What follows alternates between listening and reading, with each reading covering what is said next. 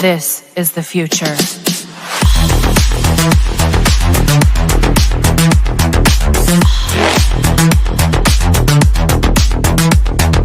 Evolution.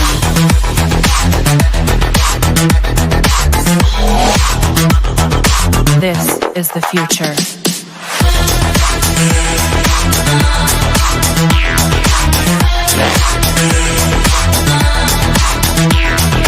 Evolution.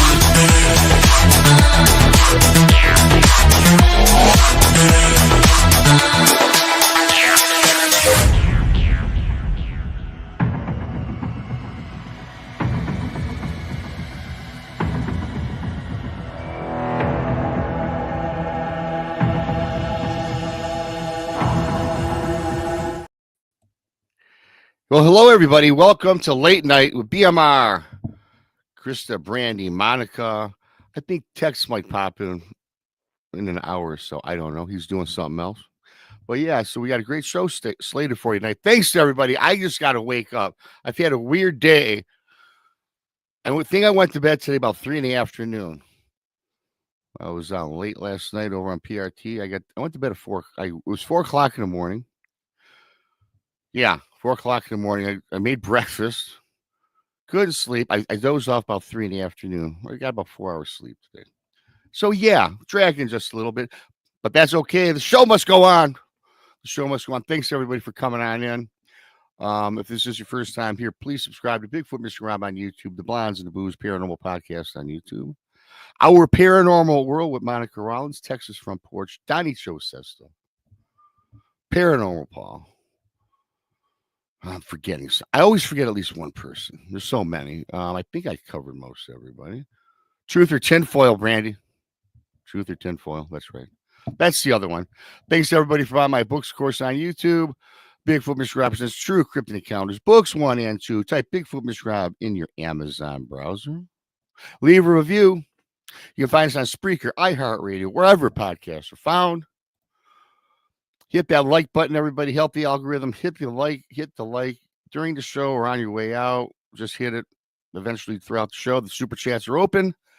Great way to help support what we all do around here. You can also become a BMR pirate. Join today, mateys. Join the many, join the few. Depends on your what, everybody? Your point of view. That's right. You should know that by now. It's kind of a tagline, I guess. I don't even know where I came up with that. I just said it one day and it stuck with me. With that being said, I'm going to bring up the lovelies. Once I can navigate, there's Krista. Hey, Krista, what's happening? I'm good. How are you? I'm pretty good. Good to see you. Yeah, good to see you. And Brandi. Hello, everybody. Hello, Brandi. Good to see you as well. And I'm bringing up Monica, our lost soul from, New Orleans. It's about time she's back to join us. I know, again. long time no It's see. been like forever, Monica. Jeez, I know. I've been jet setting because I went to California, then back to Texas, and then over to New Orleans. So Girl, you've been all over. I've been all over. Yeah. Just a traveling person. Yeah. A traveling person, that's it. California, yeah, West Coast. So you were in California recently? Yeah, I was there Tuesday through Thursday. Were you anywhere near the forest fires? No, because those were in Southern California, and I was up in my hometown north of San Francisco. Cool. Very cool. Yep. I was up in Santa Rosa. Are the fires still burning in California? Or are they out? I don't know. I haven't heard. I know that rain was supposed to come in this weekend. I think that they were still, not as intensely, but they were still burning. Okay. I was wondering. Pretty sure, yeah. So I had a interesting time in California, and then got in Thursday night, and then promptly woke up at like 6 a.m. Friday morning to drive down to Dallas to hop into my friend's car to drive to New Orleans. Holy smokes. Oh my goodness. Yeah. Wow. Yeah. And so when did you get back? I got back Monday night. Wow. So yeah, it was a whirlwind. But we had fun. We had fun in New Orleans. We did all the, things that I wanted to do. Didn't get to go on a cemetery tour, but that's okay. I did get to hang out in Bourbon Street and down in the French Quarter. And I was shocked at the number of ghost tours that were going on in the quarter. And because the last time I was, there's always ghost tours, right? But the last time I was there weren't as many. And I was giving my, drunk ass ghost tour like I do every time I'm there in the quarter with my friends. Oh, and there were at least one, sometimes two ghost tours on each corner. Like, yeah, talking about different things. And these dudes and ladies were holding up docent sticks. Like you see people touring around museums and whatever, right? So they were holding up like the Statue of Liberty. They look like, and they probably were, Christmas wrapping paper, like cardboard centers, like painted black. And some of them weren't even given accurate information on.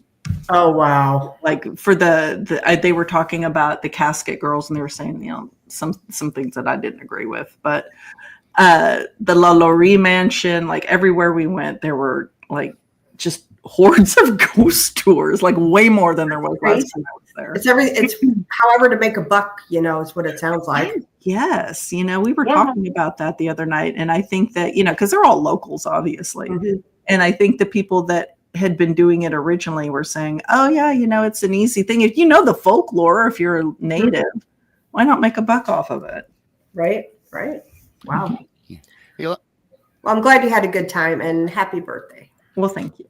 Yeah, once again, it seems like we've been telling you happy birthday. But for the last time, happy birthday, Monica. It's already been, 2 weeks? Won't say it again until next year. Well, happy early birthday to you, BMR, because that's... Happy, yes, thank you. My birthday is what is today's date? Yeah, boy, my birthday's Monday, yeah. Mm-hmm. Yeah. It's coming up fast. It's coming up fast. Mm-hmm. And what, you're going to be 42? 43, I believe. Last time I checked. You're almost 10 years younger than me. Last time I checked, yeah. Making me feel old. I'm in my 50s. I know that. Yeah. I'm as old as your hubby. I know we had that conversation, like you and Tex are close to his age. Yeah, right around there. And I know a lot of people have birthdays in January. Now, Monica, I know, there's this girl I went to high school with. We had the exact same birth date, 1/27/67. Oh, that's so cool. I never came across anybody. I know that everybody's born on that day. Everybody shares a birthday with somebody. But when you come across somebody that that's really pretty odd. Well, my best friend growing up, she had the same birthday as I did. Same day, same year. She was born in LA and I was born in Santa Rosa. Very cool. Mm-hmm. And my friend that was with me this weekend, he has the same birthday also. Wow. And I wonder if there's anything to that too, because I knew this girl. I met her. I was in my mid-20s or early 20s actually, and we fast became friends. We just happened to bump into each other during like a work conference somewhere, like when I was at Ford Motor Company, and she lived in Michigan in a different plant, and she worked in a plant, and it was just kind of weird. It was like we just started talking, like bumped into each other at some meeting, and we just kind of hit it off, and then I found out maybe several months later that we shared the same birthday. And I wonder if there's anything to that, born. And I think, I don't know when I was born, as far as the time, but still, it seems like there might be a connection with those folks because it was so weird. We started talking like we knew each other, even though we never met until I said, man, we share the same birthday. That's kind of odd. Maybe that's why. Now, we're no longer friends. I haven't talked to her in many years. We went our own separate ways, but it was very interesting when I found out the birth date. So I think there's something to that. Yeah. Very cool. Mr. G. Ride says, BMR, I'm 2 years older than you. Very good, Mr. G. At least somebody's older than me. And then did you see, let me look here. Somebody said, let me find it here. Here you go. Sinfully says, I married Satan. LOL, hubby is 1666. Oh, boy. Yeah. That is got to be a nightmare, Sin. I don't know. Probably not. Probably not. But Crazy. I guess we should talk just a little bit about the conference. The thing I had a question, Krista, was I was telling people the other day, because you had told me this, that hotel we're staying at is booking up pretty quick already, is it not? It is actually, yeah. She's about booked up. So that is the only hotel in the town of Richmond. That is it. However, there's one about 8 miles away in Lexington. I think it's the Lexi Inn or something like that. And then Excelsior Springs is about, I don't know, 10, 12, 15 miles away. And they've got a lot more over that area. But if you want to stay right there in Richmond, where we're all staying, you better call and book now. Yes. Mm-hmm. Yep. Also, I was thinking, speaking of the conference, so Friday night we're doing, the meet and greet and the dinner, and we're doing pizza. Monica, we're going to have to order you something else because I know you don't do pizza. Oh, yeah, she hates pizza. Right? Right. We'll have to go on a special run for Monica. I'll go on my own run. That's fine. I can take care of myself since I'm the weirdo. Well, you do like pizza with no tomatoes. You don't like tomatoes or pizza sauce. That's your deal. I don't like pizza sauce. Right. There you go. Yeah. And they usually slather it on there. So real quick on the conference, Erin, she lives in Excelsior Springs. She said the only hotel in Excelsior is the Elms, and it's expensive. It is. I didn't realize. I thought they had more there. So, there's lots of Airbnbs around, but as far as hotels, there's not going to be a whole lot to choose from. But I do have to say this. If you want to spend the extra money at the Elms is haunted. Really? Just to let you know, it is haunted. Maybe I'll book there. It's pricey. It's like $200-300 a night because we looked into it because we thought about maybe doing one night go early. Yeah, it's but pricey. it is haunted. It is. And yeah, it's got a lot of history. It's got a lot of cool history to it. It seems like a lot of this part of Missouri is haunted then. I mean, because we're going to be staying on haunted grounds, technically, right? Yep. We are. So. Yeah, and I believe actually President Truman was actually staying at the Elms when he found out he won his presidency. Oh, that's cool. And across from the Elms, kind of cross catty corner down a little ways, is a really haunted location. Yep, that's where Truman won the election. Erin, yep, she's validated it. But across from there is a very haunted location called the Hall of Waters that we've investigated there too. So anyway, yeah, the whole area, as you said, Rob, is pretty haunted. And how far is that from the conference? You're looking at maybe a 20-minute drive. It's not far. It's not bad. Yeah, it's just turny roads, but it's not bad. I'll tell you what else. Between there and the conference area, you've heard Brandi and I talk about the Amazon driver with the supposed dog mauling incident. That's between there? Yep, it's right in there. Yeah. You'll go right there. Monica's like, let me think about that for a second. Yeah. I might have to break off from the herd and book a room out there. Spit my soda. I mean, I would if I could afford it. I mean, I would. Absolutely out there. It's almost like, because I think most of us are coming in Thursday, it's almost like, shit, I should have came in Tuesday. Right. Just to explore a lot of the other areas, right?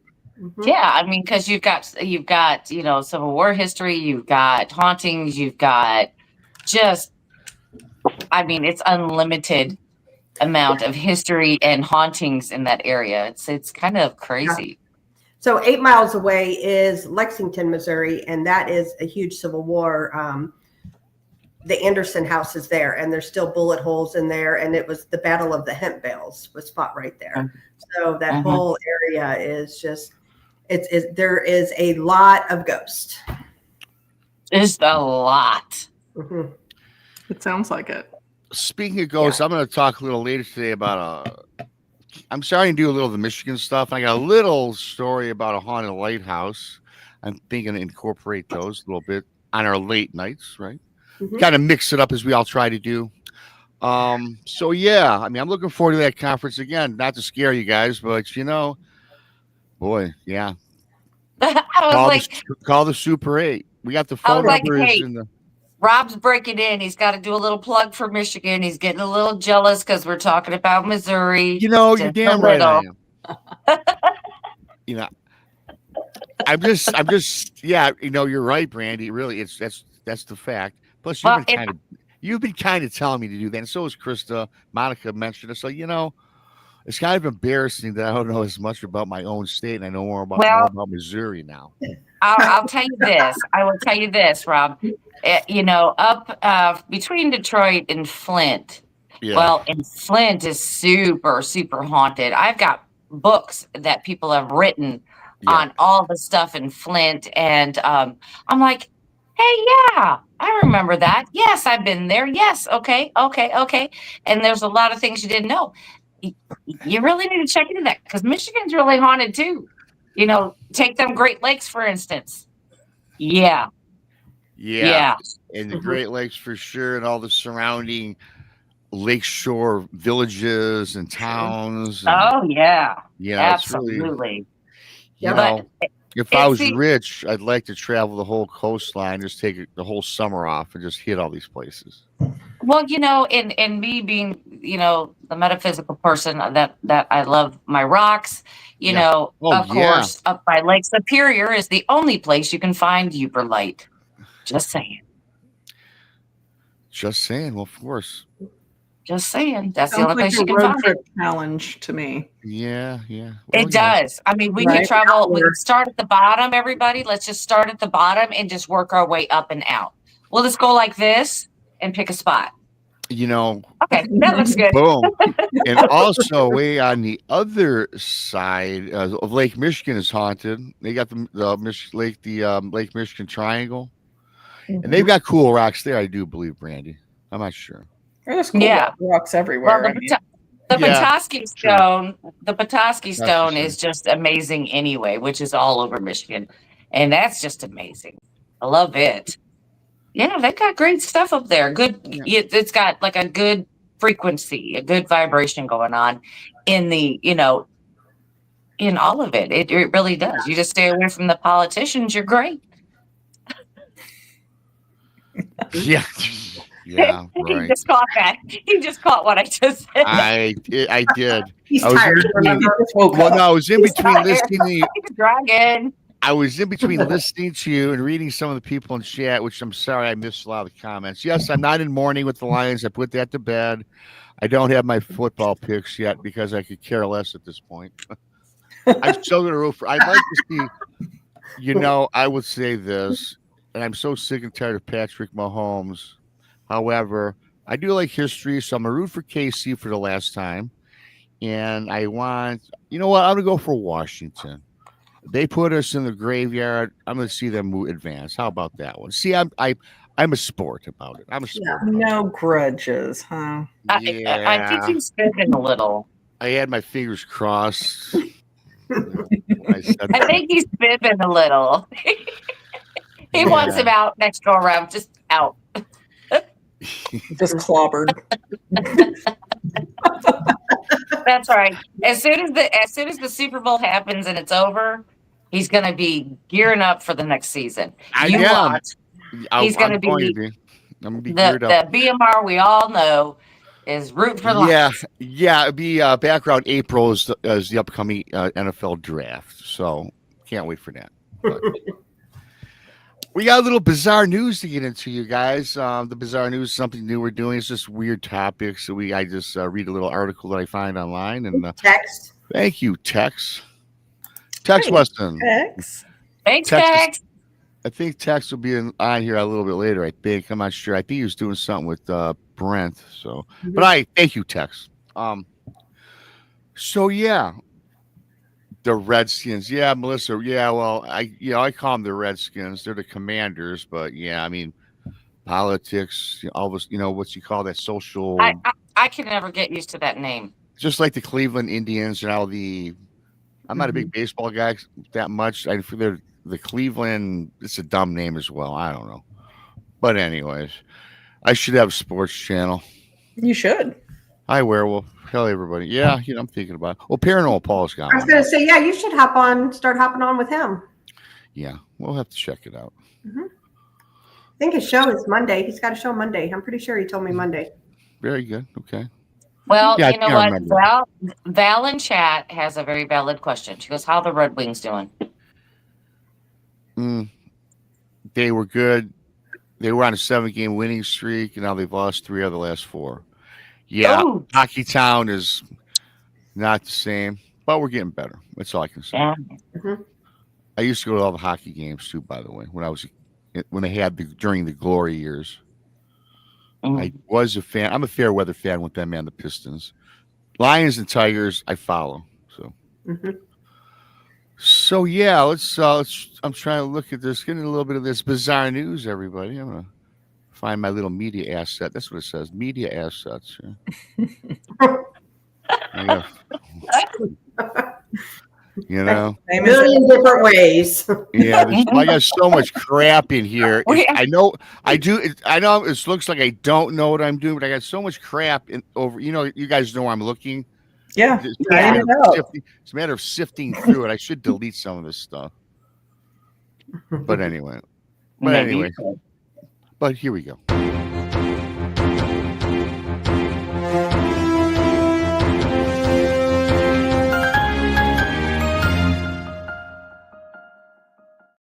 That's right. Bizarre news. Covering what's bizarre in the world. And I try to keep this like within the week. Although there's one from this past Halloween that I had to sneak in there.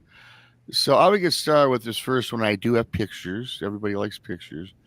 But story 1. Oh, okay. So this first story, you guys, goes on, and this was, I believe, in January 23rd. Okay, so this is very relevant. 2 days ago, Texas homeowners terrified after a stranger wearing a satanic mask appears at their front door, leaving the homeowners scared to leave. Okay, so anyway, it goes on to say here, 2 Texas homeowners were left terrified after a mysterious person wearing a satanic mask showed up outside their front door, wielding a sign with a Bible verse depicting the apocalypse written on it.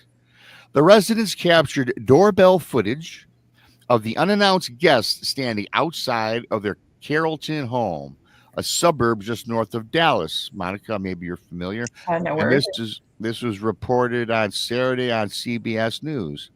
The unsettling video shows the individual dressed in all black, wearing a red mask with horns, and holding a sign that appears to be made out of cardboard. The sign reads Revelation 20.1-15. I guess that's a Bible verse. Yeah, the Bible passage describes the apocalypse and how believers will go to heaven while non-believers will be thrown into the lake of fire, according to Biblia. Now, kind of creepy, but you know what's creepy? I don't know about you guys, but if I caught this on my back on my property, I might be come out blazing guns, especially out there in Texas. Y'all care? Yeah, I saw the photo on the news. Yeah. Oh, yeah. Yeah, that's bold in Texas, walking up on somebody's porch with this crap. Yeah. I mean, isn't that? Yeah, I don't know what I would think. Yeah, I'd be like, okay, look, there he is at the doorbell. He's clearly bold. Then he's standing in the driveway. I mean, I've opened my door before holding a gun. Right. Now everybody has the camera, so they'll see who's out there. Like, I wouldn't answer my door to that unless it was Halloween, No, right. I mean, again, yeah, if I'd seen that, I wouldn't answer the door. But if I'm coming to blazing. Okay, get off my property. Mm-hmm. Surprised he didn't get shot. And I guess, Monica, I was reading a little further because that was much longer, but I'm not going to do the whole thing. Apparently, he was going throughout the whole neighborhood doing that. Yeah. He's very lucky he did not, at minimum, get a rear end full of rock salt. Right. Because you can't do that. You can load up a gun with rock salt. Mm-hmm. Shoot someone in the behind at least. That way, at least you don't, go to jail? I mean, Or would you go to jail and say, would you go? Okay, let me ask you, brings up a good question. If that happened and you had a gun and you fired rock salt at this person, you as the homeowner, would you get arrested for assault? you probably would get arrested. Yeah.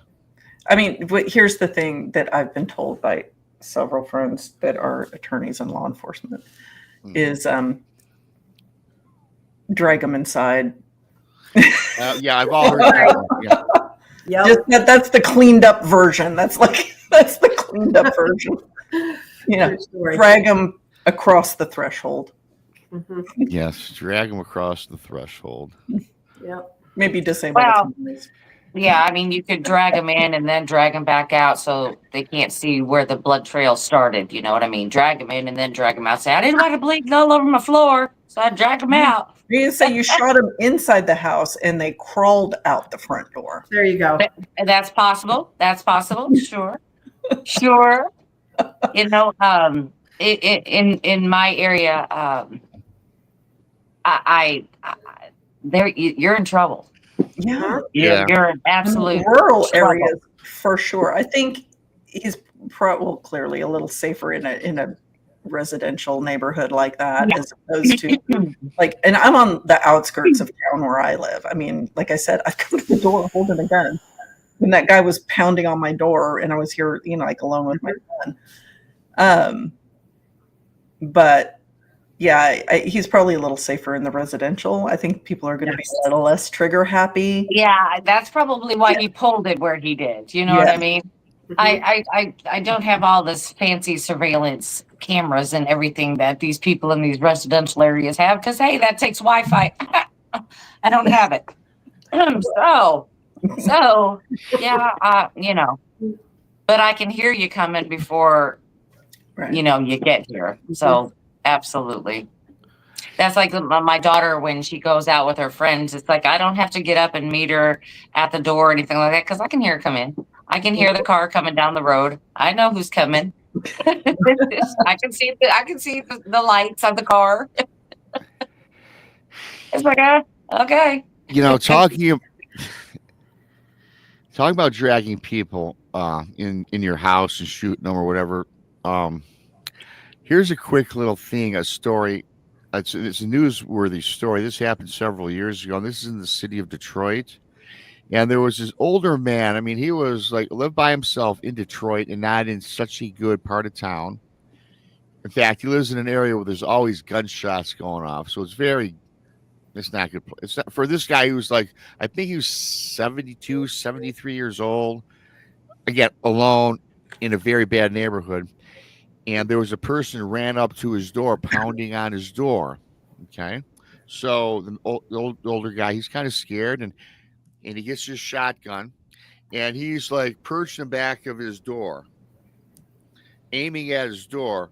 And this person is pounding on the door. And this person eventually got through because I guess it was an older, shoddy door, and which was surprising because most people have bars on their doors in Detroit. Okay. So they do, Yeah. Apparently this guy's setup wasn't all that protective. So this person busted through, all dressed in black, runs in, and he goes, I've got a gun. The person now stops, starts running towards the exit, and he shot this person and killed him. Wow. And blew him out the door onto the front yard, right? Yikes. So again, you think, okay, well, that's fair enough, right? Someone enters your house. Then a couple of things here in Michigan, you can't shoot no one in the back, which because they're leaving, they supposedly don't possess a threat. But I don't know, your adrenaline's going. I mean, you do not know what you're going to think in that situation. I don't know what I would, to be honest with you. Dressed in black, especially if I'm older now and I'm just kind of scared, you don't know what you're going to do. So as it turns out, and the story unfolds, this man ends up getting arrested, and he got put in jail. He got jail time, 18 months. What? Because this lady, I guess it was proven, and I don't know, this story is about 2 years ago, you guys. Mm-hmm. It was a girl who was allegedly running from an attacker, which is what the defense or the prosecutor spun on this. I think he got the shaft, so to speak, myself. Yeah. Yeah, Wow. poor guy. 18 months, 72. I mean, I don't blame the guy. I think I'd pull the Protecting trigger. yourself Yeah, Mhm. you know. inside your own home? No. You know. That's BS. Sounds like a California law. And you know what? This is a true story too. I know a guy who owned a junkyard for years. He inherited from his dad, and this was in New Orleans actually. And they had a couple dogs out there in the junkyard, and a thief broke in, and the dogs got him. He turned around and sued him and won because he said he was illiterate and couldn't read the "Beware Dog" sign. It's a true story. You couldn't see the dogs in the locked gate, I guess. And he couldn't read, so he didn't know the dogs were vicious. Well, did he know it was bad to break into somebody else's property? I just think it's BS. And he Yeah, won. God, Sam had to pay him. Yeah. And again, I hear you, Krista. And the guy was there to steal, you know? Yeah, and like Werewolf says, you can't shoot a person fleeing. I heard that similar here in my state, where if they have their back to you and presumed to be leaving, you can't unless you drag them in. I did hear about the dragon rule, as well. Not that that's just kind of a rule, our rules, right, or Texas rules, but yeah, it's a tough situation, you guys. Tough situation. Moving on with a little more bizarre news. I think we got that one covered. This is the second one here, you guys. Slimy orange alien egg pods discovered in a river. And this was back in, this was this past Halloween. It's giving science fiction people nightmares and fits, so it says. Just in time for the spooky season, a slimy orange sack said to resemble a glowing dinosaur egg has been pulled from a river. Oh, and while scientists say that they know what it is, it's a colony of bryozoans, slimy little hermaphrodites that cluster together to create an egg-like pod. They're puzzled as to why the creepy crew was literally hanging out at this canal in Utrecht, Holland. Ecologists in Netherlands were startled to find this creepy colony at the bottom of the canal. The phenomenon does not normally occur in the Netherlands, local ecologist Anne Nijs told the local news outlet. The big bag is formed by several animals together at a certain point in which they form a colony, and different colonies can stick together. The bag can become 2 meters. I'm terrible at math, so what's 2 meters? I think there's 6 feet, I think. The bag then attaches itself to the niches. Bryozoans are zooids. Again, for you guys science people, I don't know what that is. With both female, now this bag, these creatures have male and sex organs, and they're allowed to clone themselves. They said there's nearly 6,000 recorded species of these obscure beings, of which many scientists claim is used in our laboratories throughout the North America to clone human beings. So before we move on, I will show you what it kind of looks like here. Let's see. Got it here somewhere, of course. Here we go. Holy cow. Look at that big old, isn't that gross? I mean, it looks like it's Yeah, I would think it was an alien pod too. Like, you know? Yeah. Doesn't that look like every out of that. That looks like a pod in which a body would come out of, like body snatchers. Yes, right. That's it. Yeah. Now that is bizarre. It wasn't that news was kind of weird, but that was bizarre. Can you imagine? I wonder if it glowed. I guess is that how you say glowed in the dark? You know. Well, I mean, I can kind of see that. I mean, what is that? I know I can't think of it right now, but it's like plankton or something that come together and then they'll turn like the waves and stuff. The ocean bioluminescence. Yeah, it's a type of and they turn the ocean blue like the waves and stuff. It's cool. And that's why a lot of the fish are turning up dead in the Great Lakes, because the plankton also is life for fish. And there's a certain species of fish is eating away the plankton, because plankton puts oxygen back into the water. And so does algae and all that stuff. But I believe it. It's, because we talk about it all the time on the Mississippi River. It's they introduced the Asian carp, and it was to eat up and destroy something else, and now it's just destroying the whole system because they overpopulate too quickly. Yep.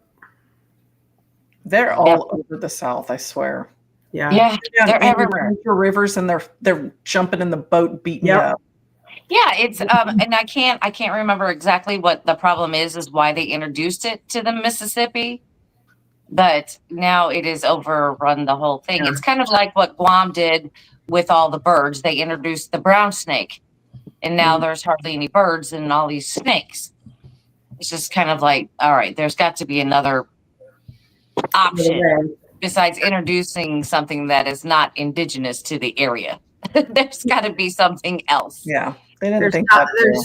There's Donnie's comment. It's the Asian carp. Yeah, thanks, Donnie. Half of Asians everywhere. I'd like to publicly apologize. Yeah. Yeah. I remembered it was the Asian carp, Donnie, and there's another one specific to the Great Lakes, although the Asian carp are here as well. But there's another very little fish. It's only about that big, which this is like 4 inches right here, what I'm showing you guys. And if you catch them, and I forgot the name of them. This was a long time ago. And if you catch them, you're supposed to kill them. And they got this really big head, and you guys, they got like they almost look like miniature piranhas. And they eat all the plankton. Yeah. Is that there in the Great Lakes? I'm going to look that up. Yeah, look it up. Yeah, it's just a weird name. It's very little. I think it begins with a G. It's creepy. Yeah, very creepy looking. Whoa. Do you have a picture of that? Because I'd like to see it. Well, I saw one. I killed one. I caught one 2 years ago because I was with my nephew. He goes, Uncle Rob. I go, what the hell is this? It was Uncle Rob. He told me the name of it. He was, you're supposed to kill it because it erodes. It's terrible for the Great Lakes. White perch. That looks kind of like a piranha. And alewife, alewife. Yeah, that don't ring a bell. Grass carp. That's all that it's showing me.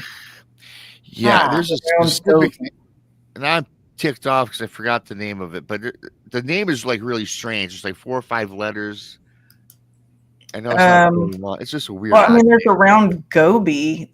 Goby, there you go. Goby. It's called a goby. Yep. Yeah, I don't know if you got a picture of that. It's a weird looking fish. It's a weird looking. Okay. Yeah. So. See.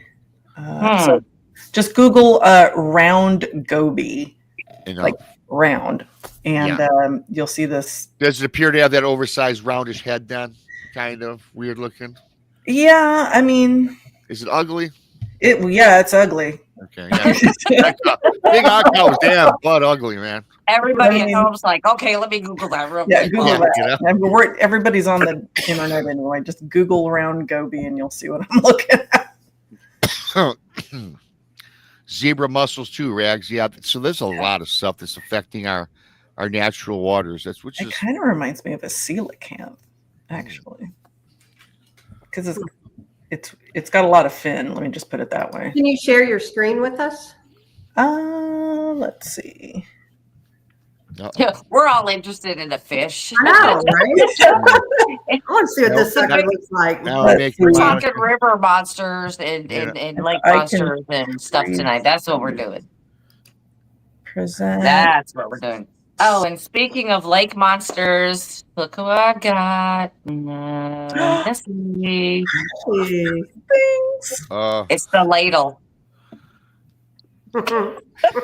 I have seen that before. I love it.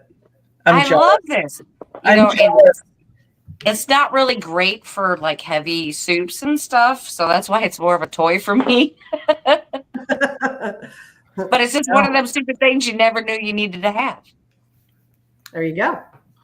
Let's see. A large. Hold on. I'm about to share this with all of us there.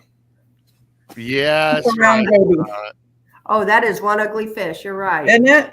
Yeah. I caught that son of a gun, and it was only about 4 inches long. Now, the one I looked at, because I was looking directly into it, And the front of that mouth does have like jagged little, creepy Yeah. little teeth, you guys. Like, oh, it's got teeth. Yeah. Yeah. Tears at the plankton. It's ugly and has And it's toothy. it's toothy. And it even, here's another bad, here's another bad thing. It eats, it will try to bite the regular freshwater fish that we all eat and catch every day. And if it bites some out, takes out a chunk of them, the fish, it gets diseased and infected, and it causes the fish to die as well. Oh, It's great. terrible. He's a jerk on top of everything. Yeah. I know. Silent killer. Carries around a bacteria and kills fish just by biting it. So, like, my nephew was like, and at the time, he's younger, he was still in his 20s, early 20s. He goes, Uncle Rob, man, you're supposed to kill those. I go, kill them? I mean, just throw it back? No, that's bad. And then that's how I learned about it, because I caught one, so. That's interesting. Yeah, very interesting. So, here's another pretty weird. Did you see that? I'm sorry. Go Can ahead. somebody put up Sparky's comment? Yeah. It's What the is- STD of fish. Yeah. It's the STD of fish. Oh, yeah, Good one, Sparky. Sparky I know, outdoors. but I was like, you're right. You're absolutely correct. Yep. Donnie, of course, Donnie comes back with the aquatic version of herpes.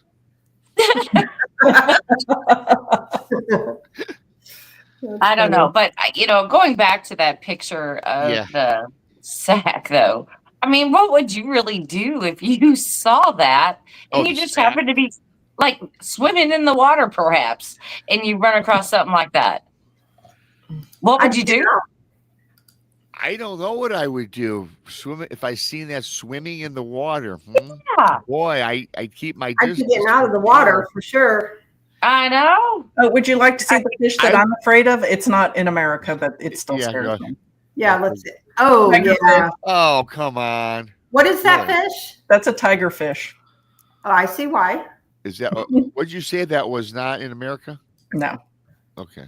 but that's Well, just That I am almost looks scared like of in the water overseas is all I'm saying. That looks like a fishy cryptid to me.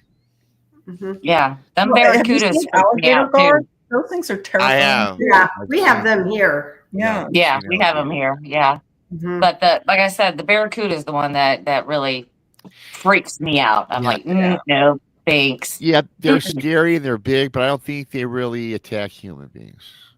I don't think they do either. I would not want to see one No. swimming alone in the middle of the ocean. No. Come to think of it, I don't think I'd be in the ocean unless I was in a cage. Mm. No, I don't want to see go in the ocean. I will not go in the ocean. Yeah, I know. I don't either. Too much in there, they'll kill you. Nope. Yeah. And you don't even have to be in that deep water for them to kill you. I got to tell you what's really creepy, you guys, speaking about, around the Great Lakes. And me and my brother, he had bought a fishing boat some time back, and we were out. It's like a dog man had a baby with a fish.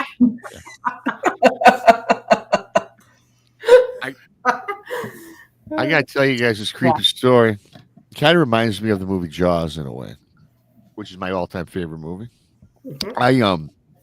Me and my brother, so we got a fishing boat. Now we're kind of novice at owning a boat. We've driven boats, started lives, we know how to do that. But when you own one, that's why you say, find a friend that owns a boat. Just bring a case of beer, you're all set. Because that's a money pit. And if you don't know anything about how to fix things, you're screwed. So me and my brother were out fishing on Lake Erie. Okay. Now, as I've told you guys before, like if you're on Lake Erie, or any of the Great Lakes, if you're on the middle of the lake somewhere, you can look north, south, east, west, and not see land. And it looks like you're on the ocean. Of course, everybody knows, and I've said this many times as I'm studying this now, the Great Lakes are inland seas, and they were salt water at one time. They were saltwater sea. A lot of cool stuff they're finding on the bottom of all the Great Lakes, in fact, which I'll be telling you guys about during the months to come. But so we're out there, and we kind of know where we're going, but we don't. It's early morning, and there's like this dew on top of the like 8-9 feet above the lake, so it gave it that really creepy ambiance. We don't see it. We don't see for miles any land. So me and my brother, we're excited. First time taking a boat out. Then the boat starts bogging down, and this reminds me of the movie Jaws. And even though it has nothing to do with the shark, I happen to turn around, and I just kind of pull a casual turn to the ass end of the boat. I don't know what the nautical term is, sorry. And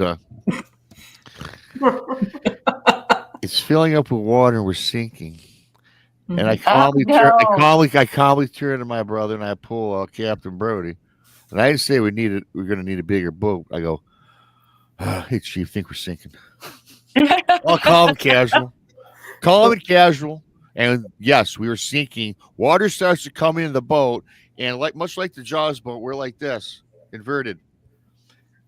And we don't know where the life preservers are. Did you get rid of them to make more room for gear? No, Titanic. no. Great idea at the time. And we're sitting there trying to figure this out. We don't see land. We both know how to swim, but we're going to drown. Yeah. No. And I can't believe how casual we were. But I think that we didn't panic is why we're alive today, because we started farting around in the engine area, not knowing what we're doing. He pulls his plug. Now I find out the bilge pump was plugged and it did not allow water to drain out of the boat. So as soon as he unplugged it, everything got, the water came, the boat became, the boat became unclogged up, and then we started floating again. Yeah, it released the water back into the lake. Gosh, I can't think. But anyways, that was. But I tell you, it was pretty. Now looking back, that was scary. But I think not panicking is what saved us. I really did. Well, I mean, I would say that's lucky, because I thought the first rule in the boat is don't ever pull a plug. That's what you think, but at this point, it's like, well, we're going down the ship anyways. Try whatever. Well, let's try anything, right? Yeah. Let's try maybe, something. yeah, because you would think you would plug a pump, not unplug it. I don't know. Mm-hmm. Or it could have been the opposite. This happened way back, in 2015 or something. Wow. But anyway, of course, we got off tangent talking about boats and oceans, but the Great Lakes, very spooky. Oh yeah, we're talking about the ocean, because when I was a little kid, I did want to be an ocean guy. I want to be like a scientist, oceanographer growing up. As one of my many things I wanted to be. And then, I got steered in a different direction. My dad said, they don't make no money. I'm like, oh, great, But anyways, that's a topic for another time. Well, Larry said it all depends on who you work for. Just saying. Yeah, I could have been working with Jacques Cousteau, That's right. That's right. So plus I wanted to go into radio. Oh, they don't make any money either. Or TV guy. They don't make any money unless you get lucky. So I loved my dad, but always negative. All the stuff I wanted to do, he was more conservative. Go into business, become an engineer. You always have a job. Yeah, well, I don't want a boring job either. But anyway, enough of that. Love Daddy. Thank you. But yeah, so you know what he was saying? He was saying, Rob, keep your head on the clouds and your feet in the soil. That's what I'm a you guy do. and I love having my head in the clouds, right? So that was that's the only difference between me and my dad. I would buy the stocks, that were you could risk it all, and he'd buy the ones that would, you get 2% growth in 30 years. I mean, come on. Anyway, so okay, this is a really creepy one too. This is actually kind of creepy, and I couldn't play the video. I wanted to show you guys the video, but then I read into it. Yeah, it's copyright strikes, so I'm not bothering, but I do have a picture. And I think this takes place in Texas. This takes place in Arlington, Virginia. Here we go. Moving on. Okay. Weirdo in gingerbread man costume. Filmed trying to. I'm a weirdo.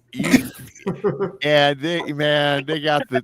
Oh, listen. Film. He was caught on another a bell ringer or door ringer camera thing. Film trying to enter and terrify people's houses. Kind of the same concept of the first story. multiple homeowners in Arlington, Virginia witnessed a creepy individual trying to enter their residences. December 15th of 2024. So the other guy was January 23rd, so pretty close together. A creepy individual dressed in a gingerbread man costume wreaked havoc on a Virginia neighborhood this week by attempting to force his way into multiple homes. CBS affiliate WUSA 9 reports the incident took place Wednesday night in Arlington, as seen in the video below. And I wanted so bad to play that, but I couldn't. They wouldn't allow me. Someone wearing an inflatable gingerbread costume, okay, Wow. was captured on a doorbell camera trying to enter the witness's residence. My wife says, hey, listen, there's this guy. He didn't try to ring the doorbell. He's just standing there, and he's in this gingerbread man costume, and he's trying to get in the house, she tells the husband, who went on to tell the news station. Unsure of how to handle the situation, the family stayed inside their home and watched as the stranger attempted to open the front door repeatedly. Once the gingerbread man left, the homeowner contacted police and explained the situation while assuring law enforcement that the bizarre incident didn't qualify as an emergency. Quote, who's scared of the gingerbread man? It sounds like an SNL skit, right? Right. Well, my thing is too thinking like, if it's one of them blow up suits, you can barely walk in those. So can you imagine? Well, that's why I wish I could play the video. Another one everybody's got to look upon the video. It's hilarious, really it is. An hour later, another neighbor's dog alerted her to the gingerbread man who was outside of her house on the sidewalk. We have a big picture. This other witness says we have a big picture window in front of the house, and all of a sudden my dogs were going crazy barking out the window, and I looked out and there was a giant blow-up gingerbread man costume out on the sidewalk. We kind of locked eyes. I locked eyes with the gingerbread man. You hear that? I locked eyes with the gingerbread man. Yeah, she goes, it was really weird. Then the gingerbread man approached as though I was offering him inside my residence. He once again starts pulling on my door, trying to get in. Arlington police shared a statement with the community hours later, revealing that one individual approached the gingerbread man who claimed he was looking for his friend's house. So the gingerbread man is prancing about the Arlington neighborhood looking for his friend's house. And sure. So I'm going to show you a picture of this. When you guys all have a chance listening and watching, you got to look at the video because it's funny as hell. Hang on. But here's the picture anyway. Oh, Monica threw the fishing on here. Great. I thought I deleted it. I'm sorry. Oh, you're all right. Mm-hmm. I just don't. You're fine. I'm just kind of giving you some crap. What? Giving you some crap. Oh my gosh! You deleted some other picture I needed. I didn't you did. You did. I'm kidding. Here we go. Oh my gosh! Yeah. That's hilarious. That's too funny. I don't know if I'd be scared or laughing my ass off, to be honest with you. Now, the guy in the first story with the demonic BS, that's kind of creepy. This is kind of creepy and funny all at the same time. That's funny. Can you imagine opening your door and holding a pew pew? Like, come on. do you laugh? You know what I would do? I would send my husband out there to pass gas into the air intake. There you go. Have you seen those videos where people do that? And the person inside the costume can't get out. That's too funny. I like Mickey G. She'd open the door and pop the costume. Right? Well, Nemo had said, grab a glass of milk. Yeah. Where's Lord, what is it, Farquay or whatever his name was from Yeah. Shrek? Do you know the Muffin Man? The Muffin Man? The Muffin Man! Yeah. Hey, you guys carry on. I got to do something really quick. Carry on. I got to do something really quick. Carry on. I'll be right back. All right. Oh, you could tell we're all the ladies are laughing because we know exactly. That's why Rob had to leave. He's like, I have no idea what these women are talking about. See, we all have children at around the same age, so we're all kind of like, we know that movie, and yeah. That's one of my favorite scenes in there. She's married to the Muffin Man. The Muffin Man. The Muffin Man. The Muffin Man. If you haven't seen Shrek, you have to. I'm sorry, everybody. You do. You just do. Rob's like, this is my cue. I'm out. I'm done. He's probably just trying to get some more caffeine. Yeah. he's probably saying, I should have never told them this story.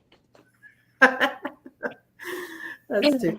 Because I really wouldn't know what to do if it were like a suit where I can't see your face, because I wouldn't know who you were. And I've seen so many shows, documentaries, and all these other kind of things where they come and rob you. They literally do stuff like that so you put down your guard so they can break in your house, basically. Who is going to put down their guard with that walking up their front porch? Because somebody might think it's their friend coming up there, making, my Christmas carolers coming, That person has not been in this world very long if they just... Yeah. Well, I think you can outrun that costume too. I don't care who you are. Right. It's kind of like seeing those dinosaurs. I don't know if you've all seen this, the video, the short of the dinosaurs. They're actually having a snowball fight, and they're fighting each other out in the front yard, and they keep falling, and they'll pick up snowballs and throw them at each other, and they were tackling each other, and I thought that's great. I loved it. But they couldn't move around in those very well at all. No. Right. Yep. All right, next one, Rob. Well, that was all for that includes our installment, everybody, of I really got to set this up better so I can be more smooth with this. That was the last installment of. Yeah.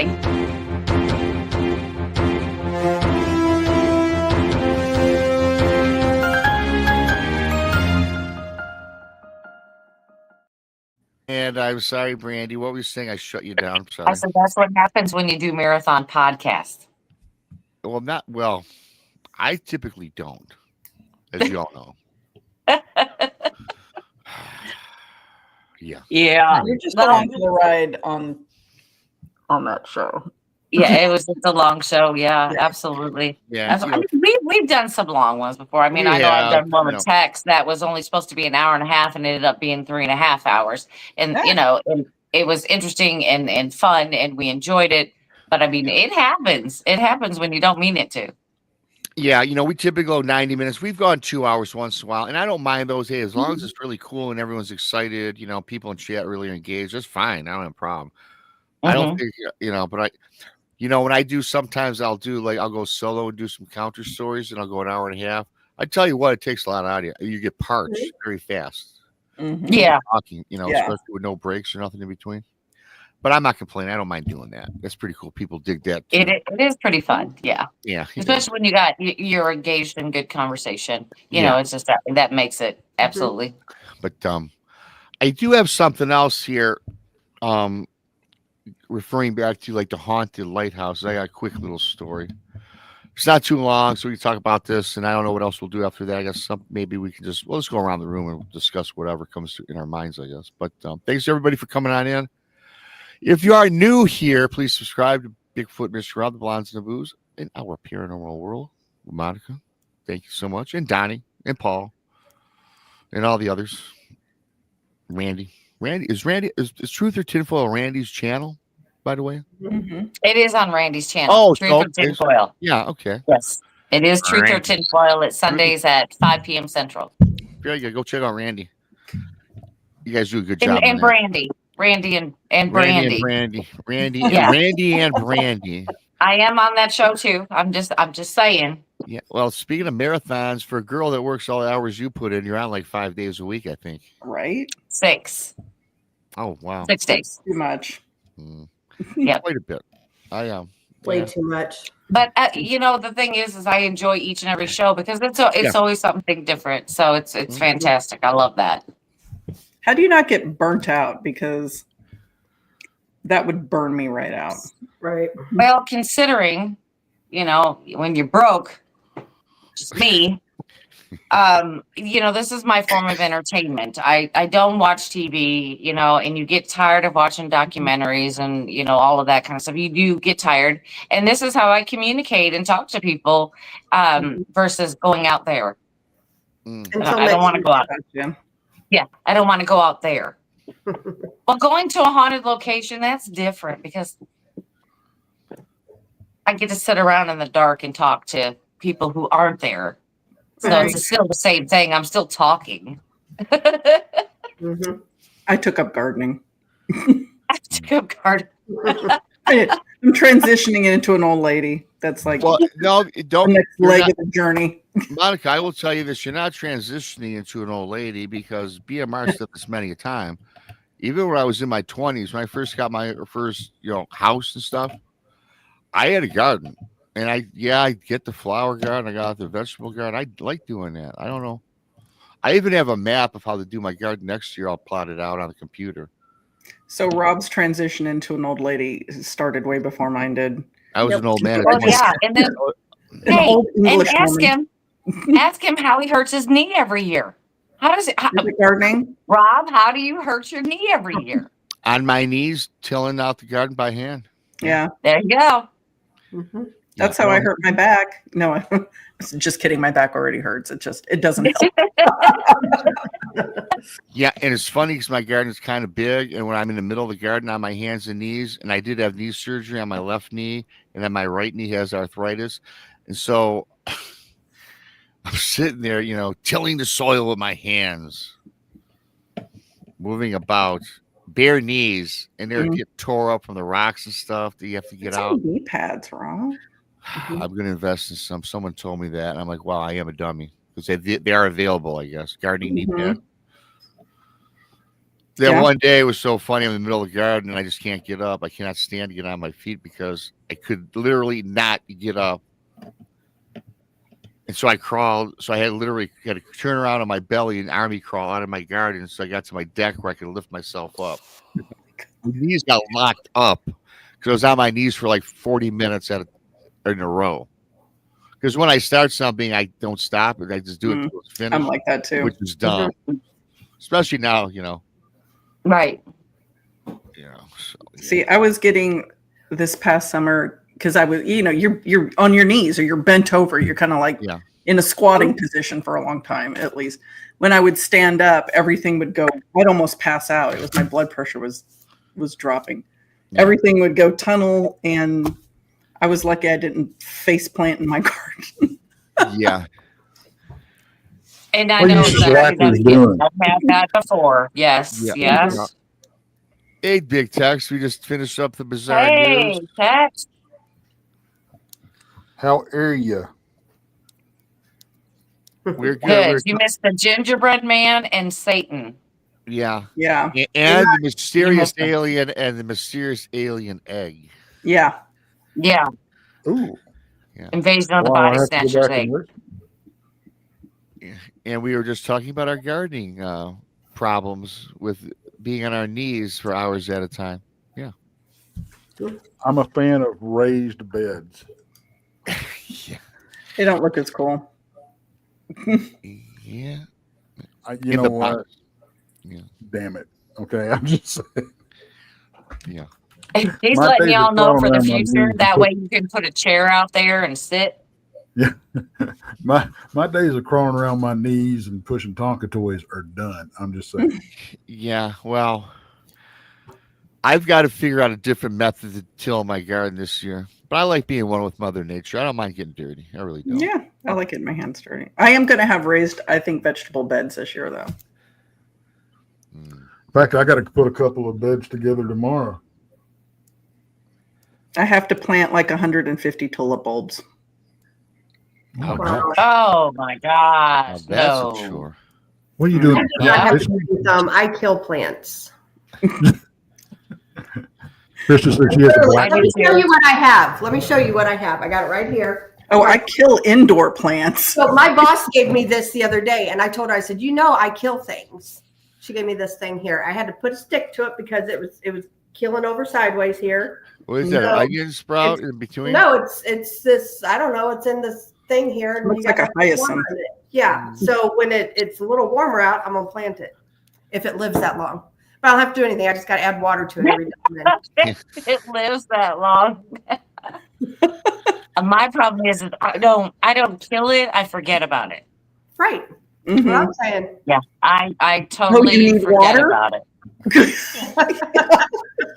Yeah, it's just like my mom always told us, hey, when she gets old, this is what she's been telling us since we were children. When she gets old, she doesn't want any animals or any plants or anything. She don't want to take care of nothing else. She wants to be able to walk out the door, leave it for 2 weeks, come back, and nothing's died. That's her thing. Yep. That's it. I don't blame her. Yep. So you know what I have instead of plants, and I do really well with them, and I've had them for years. I have fish. Yeah. Yeah. And so I like my fish. So when I'm stressed, that's my downtime. I get to sit and I watch my fish. She says they're floating upside down, but I love my fish. No, I can keep them alive. I really briefly, I'm kind of like I'm becoming the Frankenstein of the gardening world, because the last couple of years, I've gone about different flowers, and and I take them out of their pots and I intertwine the roots, and I try to create a new species of flower. You I'm try pretty. to I've splice? been. You try I'll to take. splice? I splice them. Yeah. So far, I've had one kind of come back. The other 10 or 12 that I've attempted have all died within a matter of a month. But I will continue on my project. I will continue on. It's people like you, while we have these unnatural things going on. Like the island of Dr. Moreau, but with Yeah. flowers. Yeah. Right. But you're gonna wake up one night and you're gonna hear something in your basement, and it's gonna be, you're gonna hear these words: "Feed me, Seymour." I was just getting ready to say that. I'm going to walk out in my garden one day. One of the plants that I, fused together with my scientific methods is going to eat me or something. Like the big tulip will open with teeth and suck me down into it or something. I don't know. Mm-hmm. Yeah, it's probably just gonna go. It's just gonna pop up and say, "Hey, yo, I'm thirsty over here." Yeah. Water. Water. You want to wake up, something's tapping you on the shoulder. Hey, Yeah. I need water. Right. Water. I'll just stick with my fish. Feed me, master. Right. But you know what? Like the water, when you switch out your fish tanks, is excellent for the garden. Really? Yeah. Yep. So is Makes sense. Because we had fish tanks, and whenever Chris would change the water out, he'd pour it onto my flowers. Oh, wow. I didn't know that. Also, another little trick that I just learned not too long ago is your coffee grounds. If you throw them in a coffee can, you can throw that in your garden and your flower beds as well. So let me tell you something. I used to raise alpacas, and we had 27 alpacas, and I had people pay big money, and I am not kidding. Like, alpaca poo is great for gardens. I had people, we would make alpaca poo. You take it and you put it in, we had a big gallon thing, and we put the poo in there, and you add some water to it, and then you just put the water in like milk jugs. You save that. And oh my gosh, I was selling those for $10 a gallon, and people were buying the crap out of them. Literally. Yeah. Literally. Yeah. Well, Rob, it's funny that you mentioned the coffee too, Okay. because now look, I have every spring we have a plague of frogs. It's the plague. I'm serious. They're over everything, on your vehicles. Yeah. They're outside. They're all over the house. They're horrible. And they said that the best thing to do is take some coffee grounds and spread them out around your house, and they'll stay away from your house because it's very acidic. So if you put that in your garden, that will keep the frogs out of your garden. I'm kidding. Wow. I want Very nice. I'm gonna use that. I'm gonna take that under advisement and go and try it. I have a But why don't you Try it. But frogs are good for your garden. Yeah, they're very good. They're the sign of a healthy like ecology in the garden. Mhm. Like you're not using too many pesticides, because frogs are one of the first creatures affected by like the use of pesticides. Well, my problem is I do get it seems like they come through my yard every other couple years. I live right by the creek where they're all at. I step on quite a bit during the summer and squash them. Oh, Yeah. Does that mean well, that's just fertilizer. Yeah. Yeah. Well, okay. You're just putting it back into the ground. It's the circle of life there. Just smash it all up and throw it in the ground. Yeah. I'm not saying that I want to see that, and I'm not saying that it's a good thing to do that, but at that point, it's Well, I stepped on one barefoot, and that was the very disturbing feeling on the bottom of my foot. Yeah. My cats leave me rats around the yard. Now that is terrible. Yeah. One of them ran at me for help. Well, you will find none here. And now that you mention that, before I get on to this haunted lighthouse, it just reminds me, Monica, about I was laying in bed back during my marital years, and I had two cats, Pitter and Patter, Siamese cats. Oh. Yeah, the wife wanted them. I didn't want nothing to do with them. They ended up becoming my cats, right? They loved me. I taught them how to play fetch and stuff. They were very cool. I ended up, liking them quite a bit. And I had a mouse problem in the house, and for the life of me, I'm trying to catch this dang mouse. And one night, snap, I hear it, dead mouse. Hey, all right, mouse problem over. Then apparently I've got another one. Okay. So I'm laying, and my cats always at night would just crawl up on my chest if I was sleeping on my back. They'd always be by me at night sleeping. Yeah. So I'm laying on my back. So we did have another mouse in the house. And all of a sudden one of the cats, I can feel his forepaws walking up my leg, and he gets on my stomach, and he's on my chest. And I'm still sleeping, no big deal. Then I can tell that he sits down, and I can sense he's staring at me, and I kind of open my eyes. And when I open my eyes, he had a mouse in his mouth, and he dropped it and landed square on my mouth. And it freaked the crap out of me. I screamed like a little girl, jumped out of bed. What in the hell? And it was a dead mouse that he caught, and he pawed it to death. Because my wife had all the claws declawed. So he killed it, literally pawed him literally to death. He gummed it. He did. Well, he had teeth though.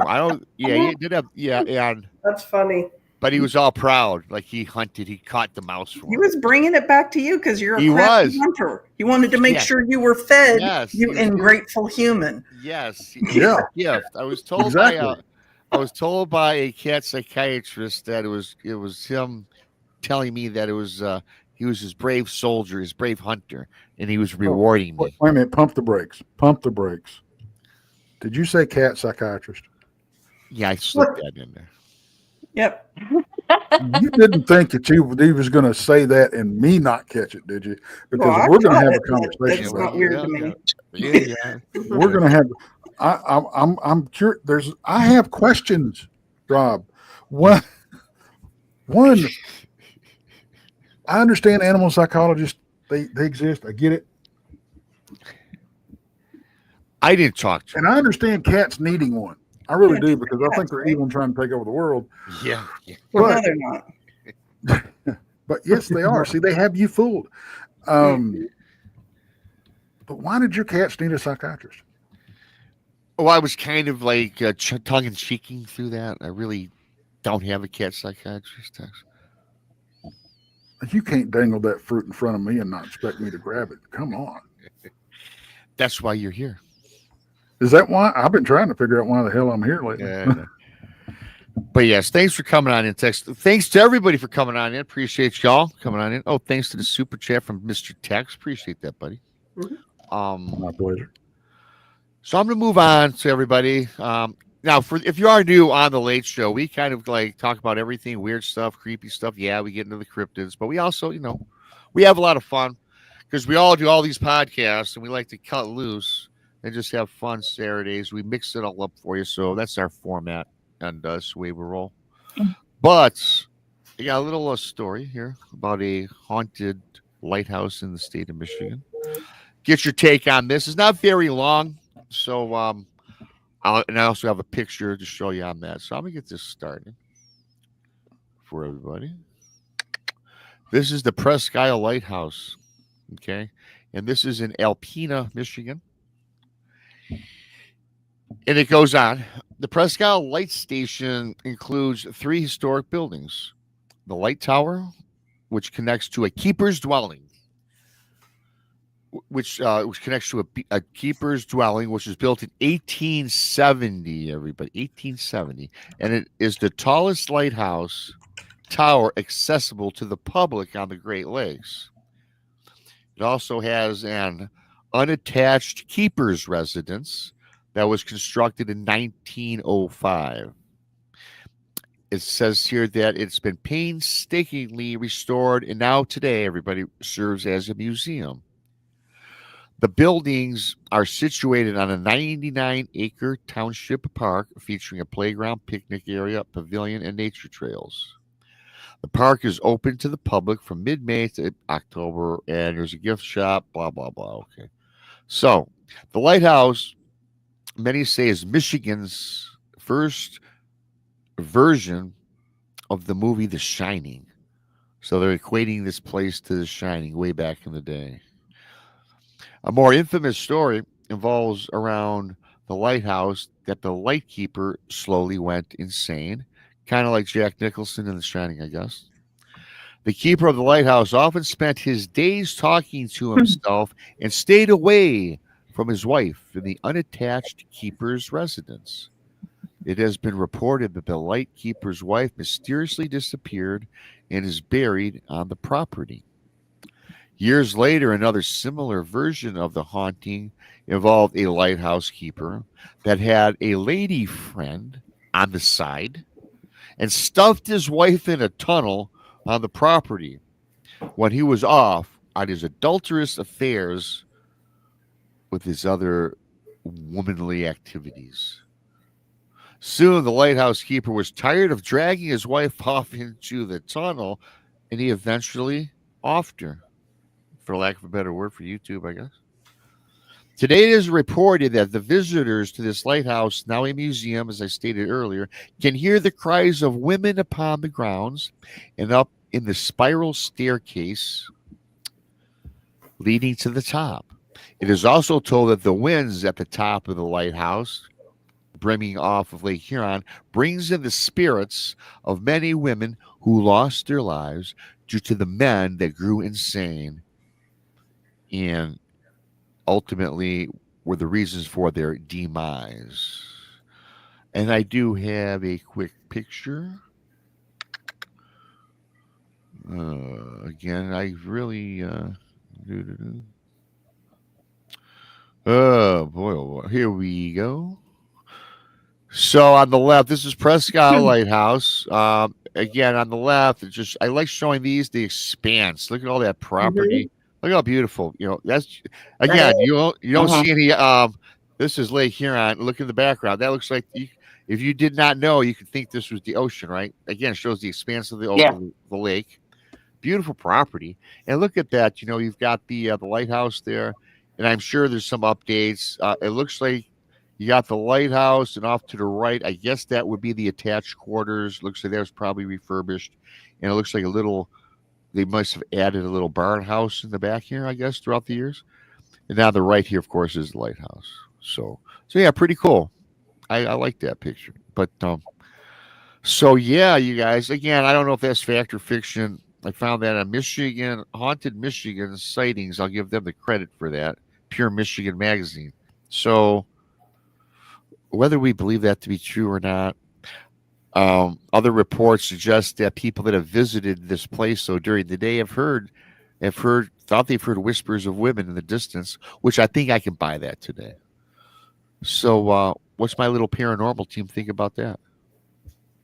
I think I want to go there. Right? Me too. I think I that want to go. sounded, I think that I'm ready sounded to go creepy. right My now. little paranormal team. Ugh. Yeah. I'm just reflecting on the girls' text. Sorry for not including you in that. No, I just think it sounded creepy. I don't even want to be part of that. Yeah, I don't Too know. late. How's my little paranormal team doing? Yeah, quite Well, when you show exciting. the pictures, it's really, honestly, it looks like a beautiful place. You know? Oh, Yeah, does. it looks very nice. and that's a great point because not everything has to look creepy to be haunted, does it? I mean, really. No. No. Mm-mm. Now, I'd like to be there during nighttime and maybe get a spooky vibe. But these people allegedly hear these cries of the women during the daytime because I know these hours. I don't think you visit this place at night. You know, it doesn't matter day or night. If, hauntings happen, doesn't matter. Yeah. Haunted is haunted. Mm-hmm. Yep. I'm game. Let's go. Yeah. I'm looking for new out of the way places. Yeah. Well, like I said, I'm looking up stuff as you've all, kind of suggested in your own way. How to, I'm doing that. And so do you think, though, that the people, in today, 2025, the people that had been made mention that they hear these sounds, you think they just read into the legend or the alleged hauntings? Or do you think that that this did happen and these women were offed by these men that went presumably insane? Because, I think back in the 1900s, 1800s, that had to be a lonely job, being a light keeper of a house. I mean, you'd have, if you did have a wife and you're by yourself in the middle of nowhere, no one's going to visit you. I think Unless you had a place like that, look at it. I mean, like, that's modern. That's like, I'm sure that's current. honestly, that wouldn't bother me to sit there by myself alone. I wouldn't bother me, but yeah, I remember in the winter time, I think is where I would most go nuts. Because all you see is white. Yeah. yeah, I mean, I could see that. summertime, I'd love it in the summertime. I'd be hanging out in the outdoors, going through those woods and stuff. That'd be great. I wouldn't have no problem with that. Mickey brings up a good point here. Lighthouses always remind me of the classic horror movie, The Fog. Oh, yeah. Me too. Oh.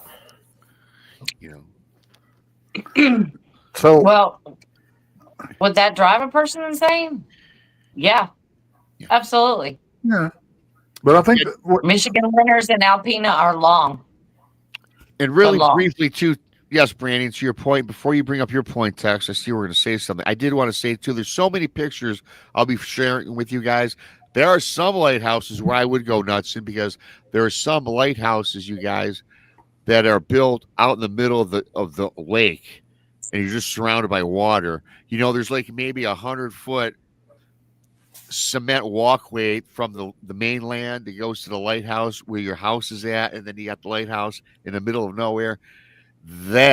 Which is like in remote parts. A lot of these lighthouses are in remote parts where no one even goes.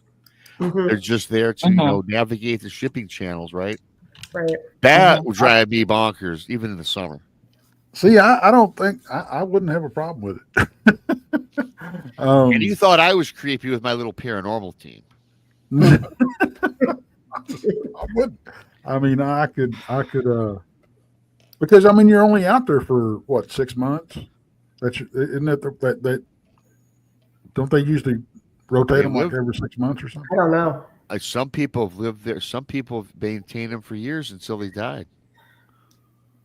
And you got to remember the Great Lakes, they stay there 20 all throughout the year because the Great Lakes don't freeze solid. There are there are freighters that they conduct business 12 months out of the year. Except for, I don't think Lake Superior. I think that's solid also. Well, no, none of the Great Lakes are 100% solid. I'll have to review that a little more so I get more up to speed on that. They're out 24/7. Mm-hmm. Well, I mean, not so much now, I don't think. I mean, because most of them are automated now, I think, aren't they? That's a great point I'd have to look up. I think they have still. I don't know. That's a good point. Most of the stories I'll provide will be from the 1900s, but they're still. My point, though, is today you guys are still allegedly haunted from the past, which I think is the cool thing to go check out. Right? I could understand that being. I mean, because if you've got that, people that are there for that, that long of a time, and damn good and well people have died in them. Mm-hmm. And if that's where they spent their life, I mean. Well, if you guys recall, I know the girls were there. I don't know if you were there, Tex, and I talked about a couple of weeks ago that one haunted lighthouse where the people died in the lighthouse and they were found frozen. Remember? Because they couldn't bury them. Mm-hmm. They would just freeze to death overnight because back in the day they had no real source of heat for the most part. Brandi and I did a show on haunted locations or something, and there was a lighthouse in one of them. It was actually haunted houses that are for sale now, and one of them was a lighthouse, and the ghost of that lighthouse would save people. I don't remember the whole stories, but if it if it was bad water or something, they would try to help them get to safety. So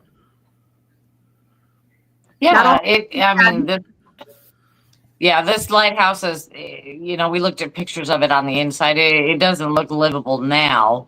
No. But that place, I think, would have drove me insane because it wasn't that on in a very remote area on the water. In the middle of nowhere, yeah. Yeah. That, yeah. Mm-hmm. Yeah. And really, to your point, Tex, I would dig that job if it was accessible to the mainland, especially during the winter. Because the last one I showed, that was a beautiful place. I'd hang out there and love that in the summertime. Yeah. And it looks, so yeah, that'd be awesome. And I think that just being some of these places are just isolated. Well, look here what Keith says. Standard Rock Lighthouse in Lake Michigan, 24 miles from land. See, I couldn't do that because that's out there. That's out there. Yeah.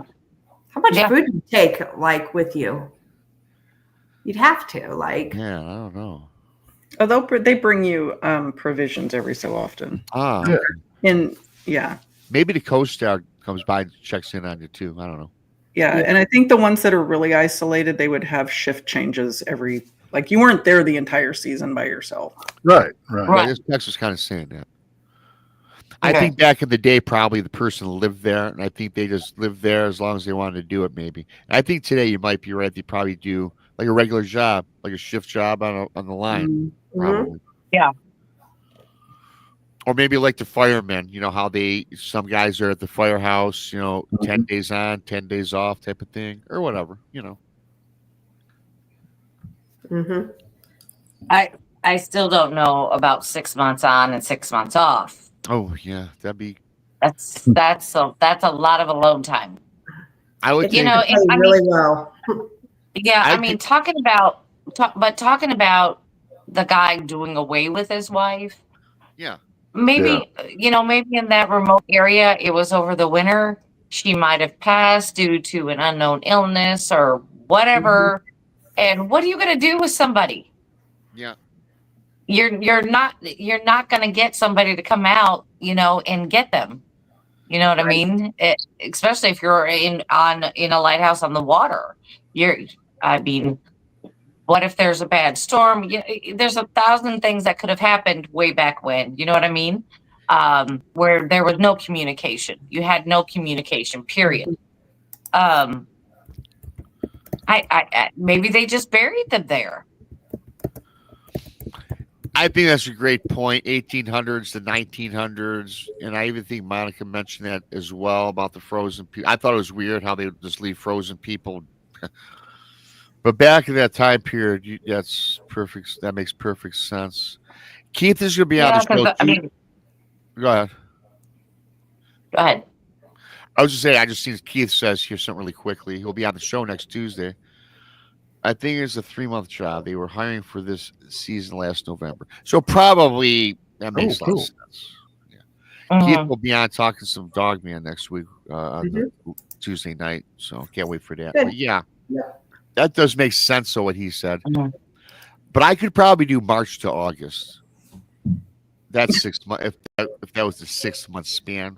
I don't think they let you pick, Rob. Oh well, I'm just saying. I would take less money. Right. I don't think they'll let you pick though. Probably not. They never let anybody pick, do they? Right. You know, I tell you what, you guys, I really had fun on this show. I can't believe an hour and a half went by already. Yeah. And that's kind of all material I have, unless you guys got anything to add or what have you. Thanks everybody for coming in. Hit that like button. Hit the like button. Around the room, anybody, anything really quick? Krista, you good to go? I'm good. Yeah. Brando. No, I'm good. You're good. We're all good. Well, we are good. We're all good. It's the weekend, and I like doing it an hour earlier. It's much better looking at the clock. It's for my mind. It's psychology. It's only 12:35 versus 2:30 or whatever the hell time it was we were getting off. So I like that. 11 o'clock Eastern. I told you I was bad with math text. 11 o'clock Eastern, Saturday night. Right here is the place to be. Thanks for coming on in. Thanks for the super chat text. So it is the beginning of the week coming up. Well, today is again Saturday. Yeah, turn on the alert bells, everybody, because you won't miss a show that way. Turn on the alert bells. Yeah, we're talking animal mutilations on the porch Monday. That's cool. Boy. Oh, check this out, Tex. Yeah. Thanks to the Death by Monica Rollins. method. I gotta find that one. Yeah. Now I'm gonna have nightmares. Thanks, Monica. I appreciate you. Fish. Yeah. Jeez. I'll never I saw it on go. some fishing show, somebody's fishing show, and Yeah, he was fishing for him. I'll never go back into the water again. No, I don't go into water I can't see through. Well, then you would like the Cayman Islands because you can't see to the bottom there. Well, I mean, I swam in the ocean in Hawaii. I told you that story, and then I looked out into the gray, and I was like, "There's sharks out." No, I got to get out of here. Well, I used to be a fan of going into the ocean until video got enhancements, and you see those sky copters that take a picture, and you see the shadow of like 100 people on the beach on the shoreline, and they're literally surrounded by hundreds of sharks within feet of them. Yeah. When I saw that, I'm like, no way in hell. Yeah, that's when you can't see very well, I guess. I don't know. Thank you. I don't know. Go parasailing one time. That's all I got to say. Just go parasailing one time. That'll cure it. Absolutely. Because you're the boat's pulling you, and then you're looking down, because this happened to me, and then you're looking down, you're seeing all the people swimming, and then you're seeing everything else swimming. You're like, oh wow. That's you know what, Brandi, absolutely. And you know what, we can never end the show when I say I want to end it. It's because you bring up something. Now I got a quick little tidbit on parasailing. I was in Mexico. Okay. Then we'll end it after this. We were in Mexico, and there was these drunken Mexicans giving people the parasailing rides, right? And the line was very long, and these guys, I mean, they're gunning, beer on the beach, and they're driving these people. And at the time, it looked very fun until right before it was going to be my turn, and they lost control of the boat, or they gave too much rope to the guy on the parasail, and they directed him right into a hotel, and the guy smacked into the hotel. Oh God! Oh my God! Yeah. And I was next. They couldn't see what was happening and reel it in a little. You heard them out there speaking Spanish, gibberish that I couldn't understand at the time. And they're all very, they're worried. You could tell by the inflection of their tones of their voices, and they knew what was going on. And they were, boozing it up. They were probably got to the point of being too hammered is what happened probably. And this poor fella, I go, he's going to hit. He's going to hit. The guy hit. He hit the. Did he die? He dead. Long gone. It was a big story. Shut down everything. Shut down the beach and everything. Oh, that's awful. Poor man. Yeah. So it's not funny. But I witnessed that, That poor guy, seeing it coming at you. Oh. Yeah, knowing that you're going to be seriously messed up, or probably, you're saying your prayers at this time. And the guys, the Mexicans on the beach, this is right when I was next. And they're up grabbing me, ready to put me into the chute on the next boat. I'm like, get the F away from me, man. Yeah. It was almost like it happened all the time. You know, I mean, there's a lot of gringos to replace you. It's okay. and I should have realized that I got this package for a very, very cheap price. I should have known it. I got some. I'll bet you did. I went to some floozy resort or something. I don't know. A floozy resort. Yeah, I had a lot of fun though. With that being said, everybody, thanks. Good night. Thanks everybody for coming. Good night, everybody. And until next time, BMR. For everybody else, we're out. See ya.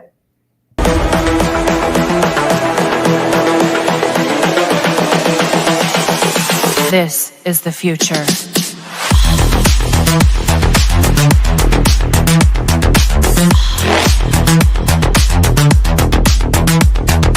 Evolution.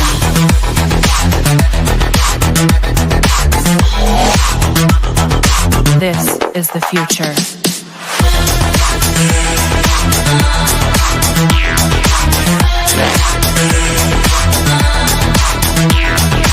Evolution.